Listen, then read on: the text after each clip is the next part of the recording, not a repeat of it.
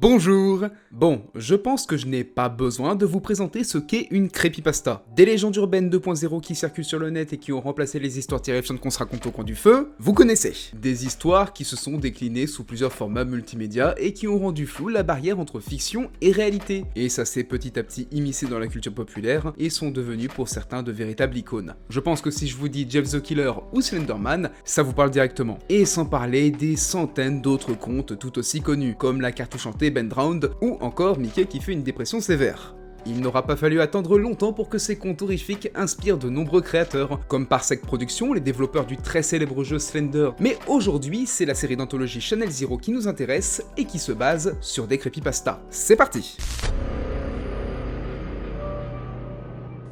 Donc, Channel Zero est une série d'anthologie horrifique sci-fi originale créée par Nicolas Santosca, chaque saison reprenant une creepypasta plus ou moins célèbre d'internet. Et là, je suppose que vous vous dites déjà que ça doit pas être ouf comme série. Alors, les creepypastas sont des histoires du net qui se suffisent à elles-mêmes, et que les adapter c'est rompre le mythe qu'elles ont apporté à la culture web, chose qui est défendable. Mais comme dit précédemment, la série se base et ne reprend finalement que certains éléments de la creepypasta. L'idée, elle est là, mais l'utilisation du matériel d'origine est tout autre, d'autant plus que ça ne fait pas tâche. Et pour vous introduire tout ça, on va parler de la première saison de Channel Zero qui se base sur ma creepypasta favorite, Candle Cove. Et on va se concentrer surtout sur cette saison parce que j'ai pas encore vu les autres saisons, et que c'est une galère à trouver. Mais pour ceux qui ne connaîtraient pas Candle Cove, voici un petit topo. C'est une creepypasta créée en 2009 par Chris Straub. L'histoire nous introduit plusieurs internautes discutant sur un forum et essayant de trouver des informations sur une émission du nom de Candle Cove. Une émission jeunesse qui présente différents personnages étranges et qui est décrite comme étant quelque peu morbide, ce qui terrifie les internautes à l'idée d'en parler. L'épisode le plus marquant étant le 12e épisode, connu sous le nom de Screaming Episode. Et je crois que je l'ai dit comme une merde.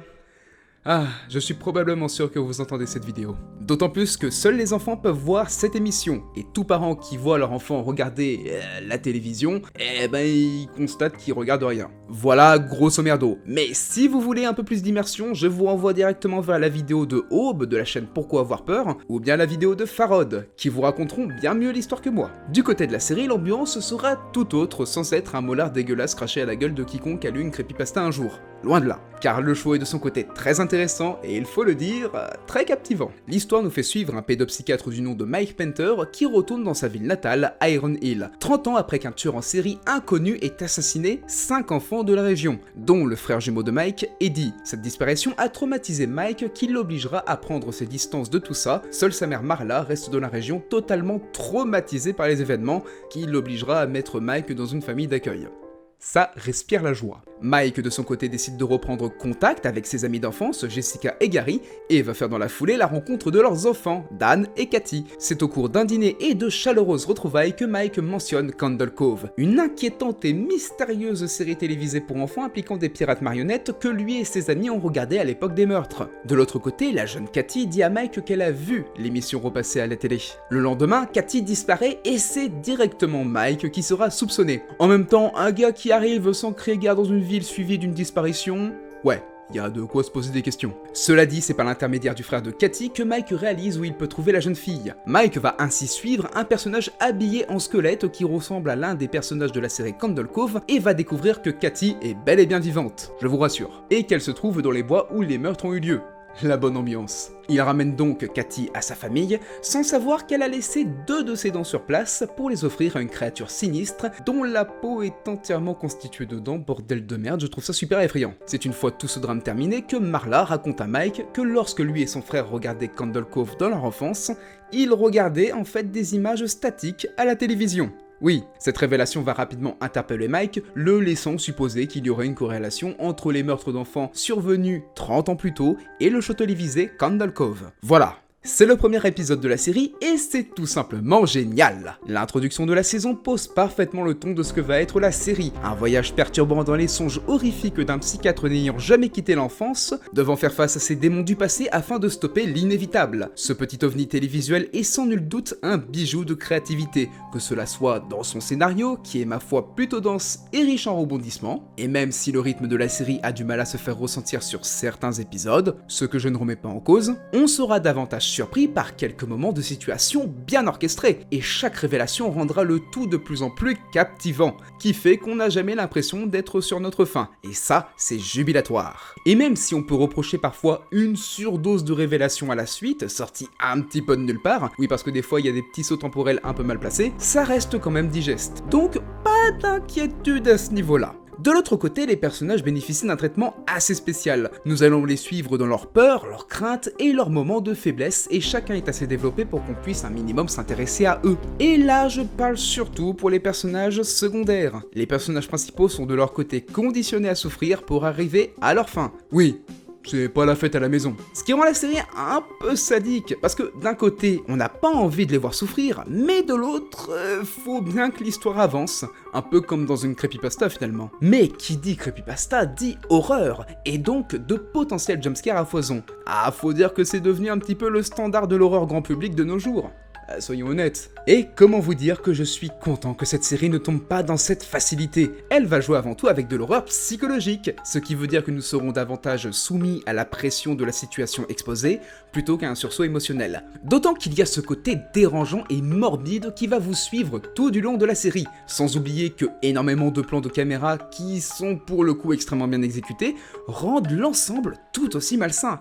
Et à ce niveau-là, faut dire qu'ils se sont fait plaisir. Et ça sans parler de cette créature recouverte dedans, parce que je vais pas vous mentir, je la trouve extrêmement dérangeante. Réellement, son côté très réaliste donne un côté glauque. L'idée est simple, mais faut le dire, ça a son petit effet. Et ce, malgré le petit budget de la série, les réalisateurs se concentrant avant tout sur les dialogues et sa mise en scène. Qualité qui n'est pas à remettre en cause. Parlons aussi de son propos s'adressant directement aux jeunes et futurs parents, et aussi aux actuels parents maintenant que j'y pense, sur les dangers de la télévision et d'internet et qu'il faut faire attention à nos très chères petites têtes blondes. Propos intéressants, un peu boomer dans l'idée, mais intéressant. Et ça a le mérite d'explorer un peu plus le mythe de Candle Cove, qui traitait déjà des informations que les divers médias nous balancent sans cesse à la gueule. Sans oublier d'être une sacrée ref au film Poltergeist. Pourtant, la série a quelques petites coquilles.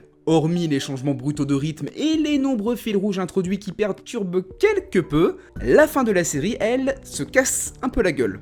Alors, c'est pas une mauvaise fin, loin de là, mais c'est amer, ce qui déçoit un peu sur le coup, car même quand on te tease un climax quelque peu mindfuck qui s'entretient tout du long, on est vite pris au dépourvu par la situation qui se termine de manière...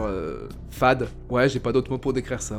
Mais malgré tous ses défauts, j'aime beaucoup cette saison. Même si elle fait office de patient zéro de la série, et qu'on ressent que les créateurs avaient du mal à trouver leurs pattes sur le début. Il y a un désir de montrer quelque chose de nouveau, voire même d'atypique on pourrait dire. Et cette première saison n'était que le début d'une série qui se cherche. D'après les nombreux retours que j'ai vus sur internet, les saisons suivantes ne feront que magnifier l'atmosphère de Channel Zero. Mais après je ne suis sûr de rien, j'ai vu que la première saison, et que c'est un petit peu galère de les trouver. Ah, bah c'est disponible sur Amazon Prime Video. Bon ben... Shut up and take my money!